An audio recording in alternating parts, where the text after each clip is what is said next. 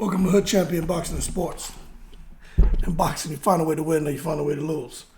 How quick do we forget about the great Zab Judah and how he had some problems with De La Hoya too?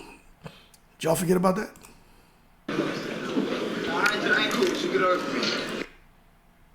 I heard that.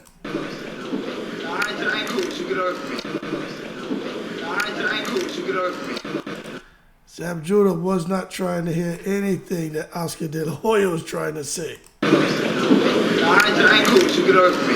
Get off me, man. I ain't cool, so get off me. Get off me, man. Now, for those of you who don't remember, Zab Judah, Danny Garcia, a lot of tension. Danny Garcia's dad, that's back when Angel Garcia was Crazy Angel. And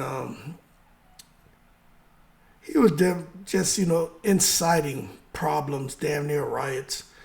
But anyway, Oscar De La Hoya, somehow he didn't know, which I think is bullcrap, that Zab Judah had actually showed up early for the final press conference. Anyway, according to De La Hoya, he didn't know, so he said a bunch of things about how Zab was unprofessional and they didn't show up. And then Zab, is hearing this because he's, downstairs in the basement with his team, his kids, no water, no snacks, nothing. And basically, they're in Brooklyn, his hometown, and being treated like a scumbag. So Zab comes up, and he had some choice words for De La Hoya, and it looked like it was about to go left. Like, if De La Hoya would have been confrontational, Zab probably would have hit him. Like, it was at that point. And then the Dr. Hopkins gets up out of his seat because he could see that there's some tension, and he's trying to diffuse the situation.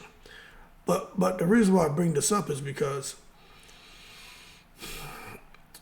it's nothing new when it comes to De La Hoya to make some poor choices, and for him not to remain in a position of being a consummate professional.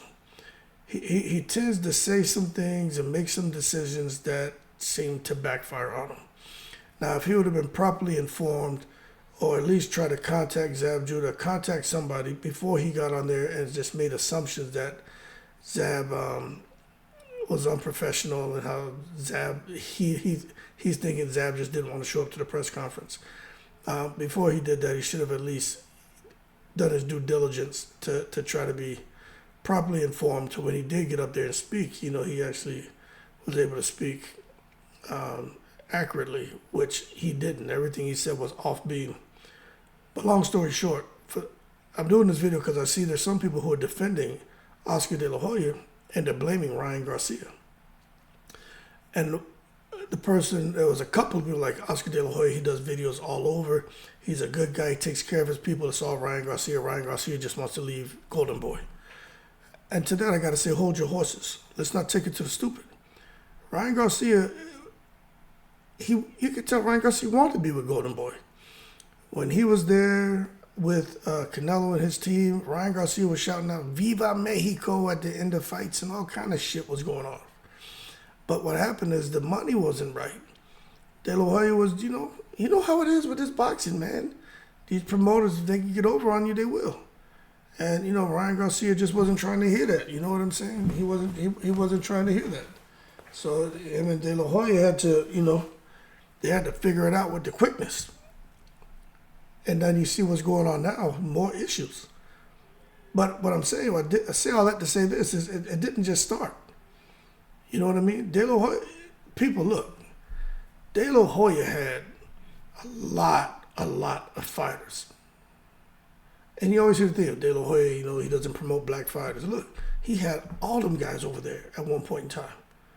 All of them guys came through his hands. He put hands on all of them guys. And they slipped right through his hands and went on somewhere else. Why is that? Okay, because all these fellas are loyal. You can see, just think about the Charlo boys and how much money they passed up that Eddie Hearn offered them because they're over there with Al Haymon and PBC.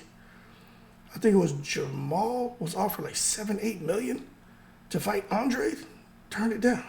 $7-8 million. that being said, makes you wonder what else Oscar De La Hoya does behind the scenes that we're not privy to.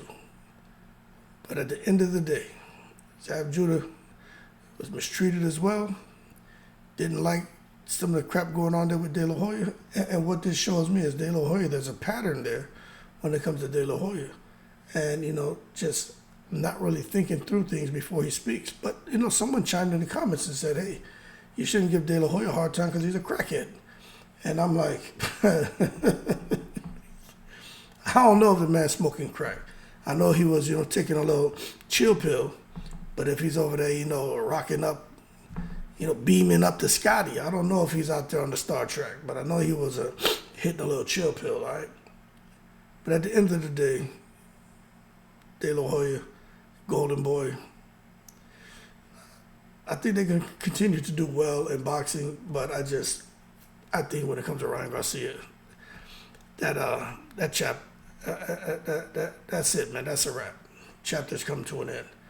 But don't forget about how Zab Judah was treated because he went through some similar stuff. Y'all keep cool. I'm in the breeze.